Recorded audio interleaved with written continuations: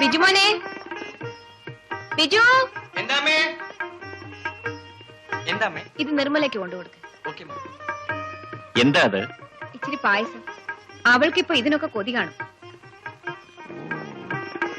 കല്യാണം കഴിച്ചിട്ട് കുറച്ചു നാളല്ലേ ആയുള്ളൂ. ഗംഗാധരൻ ആളും മിടുക്കനാണല്ലോ. പിന്നെ ആരാ മണ്ടൻ? താലി കെട്ടിയതിന്റെ 10ാം മാസം ഞാൻ പ്രസവിച്ചു. എടി പതുക്കെ പറ, പിള്ളേരാരെങ്കിലും കേൾക്കും. ഓ, വയസ്സുകാലത്ത് ഒരു നാണം കണ്ടില്ലേ? വിടന്ന് അറിയാതെ പറഞ്ഞു പോയി. വിട്.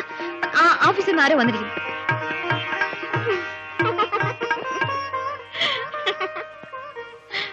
എന്താ തിരിച്ചു വരുന്നത്? ഓവർ ടൈം ഉണ്ട്.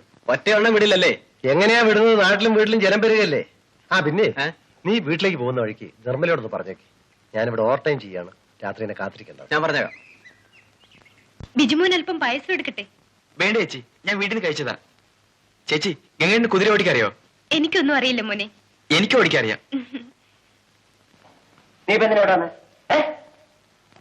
ഞാൻ പായസം കൊണ്ടുവന്നതാ. ആ കൊടുത്തില്ലേ? പിന്നെ എന്തിനാ ഇവിടെ വീട്ടിൽ പോ. പാത്രം വാങ്ങിച്ചിട്ട് പോവാം.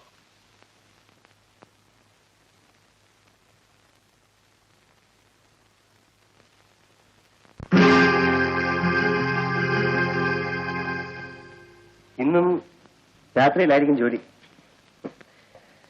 വരാൻ താമസിക്കും അല്ലേ?